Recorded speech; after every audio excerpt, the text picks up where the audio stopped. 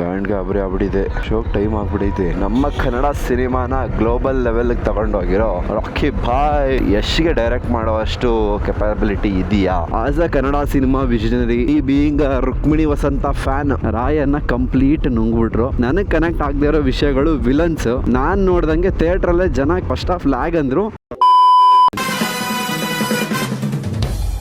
Poster निकला hero. Hey guys, welcome back to one more vlog. Hi guys, welcome back to one more vlog. ಬೆಳಗ್ಗೆ ಎದ್ದು ಎಲ್ಲಿ ಹೋಗ್ತಾ ಇದೀನಿ ಅಂತ ಆಲ್ರೆಡಿ ನಿಮ್ಗೆ ತಮ್ಮನೇಲಿಂದಾನೆ ಗೊತ್ತಾಗಿರುತ್ತೆ.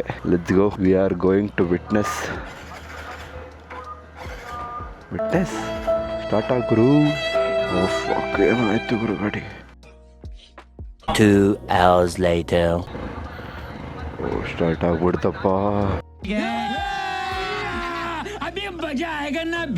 ಗಾಂಡ್ಗೆ ಅಬ್ರಿ ಆಗ್ಬಿಟ್ಟಿದೆ. ಶೋಕ್ ಟೈಮ್ ಆಗ್ಬಿಟ್ಟೈತೆ. ಎಲ್ಲಪ್ಪ ಹೊರಟಿದೀವಿ ಅಂದ್ರೆ ಇವತ್ತು ನಮ್ಮ ಕನ್ನಡ ಸಿನಿಮಾನ ಗ್ಲೋಬಲ್ ಲೆವೆಲ್ ತಗೊಂಡೋಗಿರೋ ರಾಕಿ ಬಾಯ್ ಅವ್ರದ್ದು ಟಾಕ್ಸಿಕ್ ಮೂವಿಗೆ ಹೊರಟಿದ್ವಿ. ಅಂಡ್ ಫ್ರೆಂಡ್ ಮನೆ ಹತ್ರ ಹೋಗಿ ಅಲ್ಲಿಂದಾನೆ ಹೋಗ್ಬೇಕು. ಬಿಕಾಸ್ ನಾವಿರೋದು ಊರಾಚೆ ಗುರು. ನಮ್ಮ ಊರಾಚೆಯಲ್ಲಿ ಯಾವ ಮಾಲು ಇಲ್ಲ, ಯಾವ ಗೋಳು ಇಲ್ಲ. ಇಲ್ಲಿ ನನಗೆ ರೈಟ್ ಕತ್ತರು ಕಾಣಿಸೋದು ಇಂಡಸ್ಟ್ರಿಯಿಂದ ಬರೋ ಹೊಗೆ, ಲೆಫ್ಟ್ ಕತ್ತರು ಕಾಣಿಸೋದು ಇಂಡಸ್ಟ್ರಿಯಿಂದ ಬರೋ ಹೊಗೆನೆ. ಟೋಲ್ ಗೇಟ್ ಹತ್ರ ಇರೋ ವೀರೇಶ್ ಥಿಯೇಟರ್ಗೆ ಹೋಗಿ ಸೆಲೆಬ್ರೇಷನ್ಸ್ ಹೆಂಗಿದೆ ನೋಡೋಣ. ಬಿಕಾಸ್ ವೀರೇಶ್ ಥಿಯೇಟ್ರಲ್ಲಿ 9:20 ಇರೋದು ಅನ್ಸುತ್ತೆ ಶೋ. ನಾನು ಫೋನ್ ಅಂತೂ ಓಪನೇ ಮಾಡಿಲ್ಲ. ರಾಕಿ ಬಾಯ್ ಎಂಟ್ರಿದು ವಿಡಿಯೋ ಹಾಕ್ಬಿಟ್ಟಿರ್ತಾರೆ ಅಂತ ಗೊತ್ತು ನನಗೆ. ಎಷ್ಟೊಂದು ಜನ ಅವರೇ ಭೂಮಿ ಮೇಲೆ ನನ್ನ ಮಕ್ಕಳು. ನಾನು ಅದಕ್ಕೆ ಯಾವುದು ಫೋನ್ ಓಪನ್ ಮಾಡಕ್ ನೋಡಿಲ್ಲ, ಇನ್ಸ್ಟಾಗ್ರಾಮ್ ಸ್ಟೋರಿಗಳನ್ನೂ ನೋಡಿಲ್ಲ. ಇವತ್ತು ಫುಲ್ ಎಕ್ಸೈಟ್ ಆಗಿ ಹೊರಟಿದ್ದೀನಿ. ಹಂಗೆ ಅನ್ಕೊಂಡಂಗೆ ಟ್ರಾಫಿಕಲ್ಲಿ ಸಿಗಾಕೊಂಡೆ. ಅಯ್ಯೋ,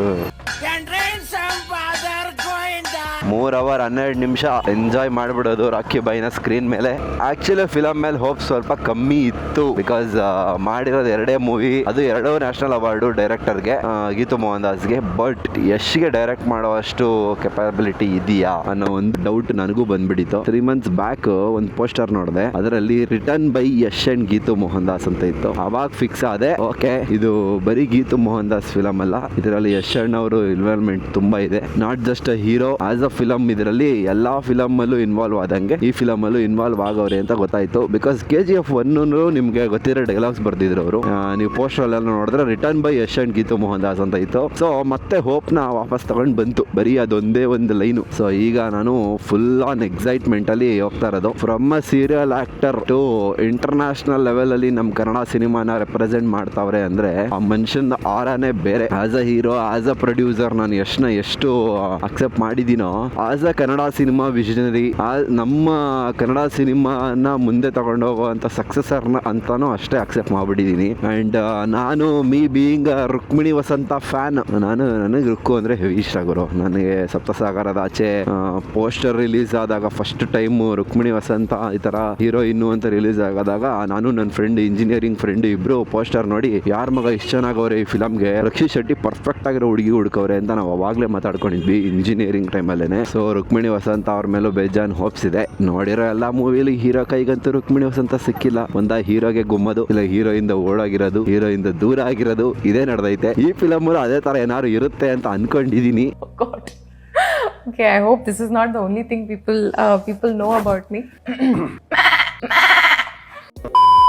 ನಾನು ಥಿಯೇಟ್ರಿಗೆ ಹೋದ್ರೆ ಸ್ಕ್ರೀನ್ ಮೇಲೆ ಯಾರಿಗೋಸ್ಕರ ಕಾಯ್ತೀನಿ ಅಂದರೆ ಟಿಕೆಟ್ಗೋಸ್ಕರ ಮಾತ್ರ ಕಾಯ್ತೀನಿ. ನಾನು ಬೀಯಿಂಗ್ ಅ ಜೋಕರ್ ಫ್ಯಾನ್, ನನಗೆ ಜೋಕರ್ ಹೆವಿ ಇಷ್ಟ. ಸೊ ಆ ಥರ ಒಂದು ಸೈಕಿಕ್ ಕ್ಯಾರೆಕ್ಟರ್, ಆ ಥರ ಸೈಕೋ ಥರ ಆ್ಯಕ್ಟ್ ಮಾಡೋದು ಹೆವಿ ಕಷ್ಟ ಆಯ್ತಾ ಯಾರೇ ಒಬ್ಬ ಹೀರೋಗೆ. ಬಟ್ ಯಶ್ ಅದನ್ನು ಲಾಸ್ಟ್ ಟ್ರೈಲರಲ್ಲಿ ಲಾಸ್ಟ್ 1.5 ನಿಮಿಷದಲ್ಲಿ ಕ್ರೇಜಿ ಮಾಡಿದ್ರು. ಅದನ್ನು ಇಡೀ ಫಿಲಮಲ್ಲಿ ಫುಲ್ ಫ್ಲೆಡ್ಜ್ ಆಗಿ ಮಾಡವ್ರ, ಇಲ್ಲ ಬರೀ ಅದೊಂದು ಸೀನಿಗೆ ಮಾಡವ್ರ ಅಂತ ನನಗೂ ಡೌಟ್ ಐತೆ. ಹೋಗಿ ನೋಡಬೇಕು. ನಾನು ಟಿಕೆಟ್ನ ಸ್ಕ್ರೀನ್ ಮೇಲೆ ನೋಡೋಕ್ಕಂತೂ ಹೆವಿ ವೆಯ್ಟ್ ಮಾಡ್ತಾ ಇದ್ದೀನಿ. ಇಲ್ಲ ಜನನೇ ಇಲ್ಲ ಅಂದಂಗೆ ನೋಡಿ. ಈ ಕಡೆ ಎಲ್ಲ ಎಲ್ಲೆಲ್ಲಿ ಬೇಕೋ ಅದನ್ನ ನಿಲ್ಲಿಸ್ಬಿಟ್ಟು ಓಡ್ಬಿಟ್ಟವ್ರಲ್ಲ.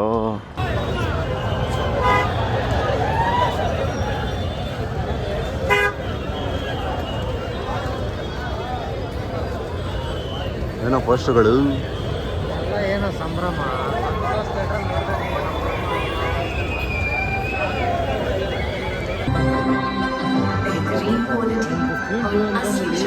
ಓಕೆ, ಎಲ್ಲರಿಗೂ ವೆಲ್ಕಮ್ ಬ್ಯಾಕ್. ಜಸ್ಟ್ ನಿಮಗೆಲ್ಲ ಗೊತ್ತಿರೋ ಹಾಗೆ ಬೆಳಗ್ಗೆ ನಾನು ಟಾಕ್ಸಿಕ್ ಮೂವಿ ನೋಡಕ್ಕೆ ಹೋಗಿದ್ದೆ. ನನ್ನ ಪ್ರಕಾರ ಮೂವಿ ಹೆಂಗಿತ್ತು ಏನು ಅಂತ ಈಗ ವಿಮರ್ಶನೆ ಅಂದರೆ ರಿವ್ಯೂ ಮಾಡೋಣ. ನನ್ನ ಪ್ರಕಾರ ಮೂವಿ ಸಕಾಲಾಗಿತ್ತು ಗುರು. ನಾನೇನು ಎಕ್ಸ್ಪೆಕ್ಟ್ ಮಾಡಿದ್ದೆ ಅಷ್ಟು ಎಲಿಮೆಂಟ್ಸ್ ಫಿಲಮಲ್ಲಿ ಇತ್ತು. ಆ್ಯಂಡ್ ಯಾಕೆ 4 ವರ್ಷ ತಗೊಂಡವ್ರೆ ಅನ್ನೋದಕ್ಕೆ ಪ್ರತಿಯೊಂದು ಸೀನು ಪ್ರತಿಯೊಂದು ಶಾರ್ಟು ಜಸ್ಟಿಫೈ ಮಾಡ್ತಿತ್ತು. ಆ್ಯಂಡ್ ಅದು ಸ್ಕ್ರೀನ್ ಮೇಲೆ ಕಾಣ್ತಿತ್ತು ಕೂಡ. 4 years ಆಫ್ ಎಫರ್ಟ್ಸ್. ಆ್ಯಂಡ್ ಈಸಿಯಾಗಿ ಜಡ್ಜ್ ಮಾಡ್ಬೋದು ನೀವು ಮೂವಿ ತೆಗ್ದಿರೋದು ಒಂದು ಹುಡುಗಿ ಅಂತ. ಬಿಕಾಸ್ ಫಿಲಮ್ ಅಲ್ಲಿ ತುಂಬಾ ಎಮೋಷನ್ಸ್ ಇದೆ ಅಂಡ್ ಅದು ಪ್ರತಿ ಸೀನ್ ಅಲ್ಲೂ ಕಾಣ್ತಾ ಇದೆ. ಒಂದು ಸೈಲೆನ್ಸ್ ಅಲ್ಲೂ ನೀವು ಆ ಕ್ಯಾರೆಕ್ಟರ್ ಅಲ್ಲಿ ಇರೋ ಒಂದು ಎಮೋಷನ್ ಅನ್ನ ಸೀನ್ ಮೇಲೆ ಚೆನ್ನಾಗಿ ಪ್ರೆಸೆಂಟ್ ಮಾಡಿದ್ದಾರೆ ಗೀತು ಮೋಹನ್ ದಾಸ್. ಅಂಡ್ ಯಶ್ ಸರ್ ಬಗ್ಗೆ ಮಾತಾಡಂಗೆ ಇಲ್ಲ. ಆಲ್ರೆಡಿ ಆಕ್ಟಿಂಗ್ ಅಲ್ಲಿ ಪ್ರೂವ್ ಮಾಡ್ಬಿಟ್ಟಿದ್ದಾರೆ. ಅಂಡ್ ಈ ಫಿಲಮ್ ಅಲ್ಲಿ ನಾನು ಡೈಲಾಗು ಚೆನ್ನಾಗಿ ಬರೀತೀನಿ ಅಂತ ಡೈಲಾಗ್ಸು ಸಕಾಲಾಗಿ ಬರ್ದವ್ರೆ. ಒಂದ್ 2-3 ಕಾಂಟ್ರವರ್ಷಿಯಲ್ ಡೈಲಾಗ್ ಇತ್ತು, ಫಿಲಮ್ಗೂ ಸೂಟ್ ಆಗ್ತಿತ್ತು ಅಂಡ್ ಈಗಿರೋ ಇಂಡಸ್ಟ್ರಿ ಸಿಚುವೇಶನ್ಗೂ ಸೂಟ್ ಆಯ್ತು. ಮೂವಿಯಲ್ಲಿ ಗುಡ್ ಬ್ಯಾಡ್ ಅಂತ 2 ಸೆಕ್ಷನ್ ಮಾಡೋದಾದ್ರೆ ಈ ಮೂವಿಯಲ್ಲಿ ಗುಡ್ ಏನೇನಿದೆ ಅಂತ ಹೇಳ್ಬಿಡ್ತೀನಿ. ಒಂದು ಹುಡುಗಿ ಈ ತರ ಮೂವಿ ಡೈರೆಕ್ಟ್ ಮಾಡಬೇಕು ಅಂದ್ರೆ it's not a easy job and ಅದನ್ನ ಗೀತು ಮೋಹನ್ ದಾಸ್ ಪ್ರೂವ್ ಮಾಡಿದ್ದಾರೆ. ಅಂಡ್ ಅದಕ್ಕೆ 1 ಪಾಯಿಂಟ್. ಸೊ ಮೂವಿ ಮೇಕಿಂಗ್ಗೆ ಕ್ರೆಡಿಟ್ಸ್ ಹೋಗುತ್ತೆ. ಕೆಲವೊಂದು ಶಾರ್ಟ್ಸು ಕೆಲವೊಂದು ಸೀನನ್ನ ಎಷ್ಟು ಬೇಕೋ ಅಷ್ಟು ಪರ್ಫೆಕ್ಟ್ ಆಗಿ ಕ್ಯಾಪ್ಚರ್ ಮಾಡವ್ರೆ. ಆಸ್ ಅ ರಾಯ ಆಕ್ಟಿಂಗ್ ನಿಮ್ಗೊಂದು ಸ್ವಲ್ಪ KGF ಸಿಮಿಲರ್ ಅನ್ಸುತ್ತೆ ಆ ರಾನೆಸ್ ಎಲ್ಲ.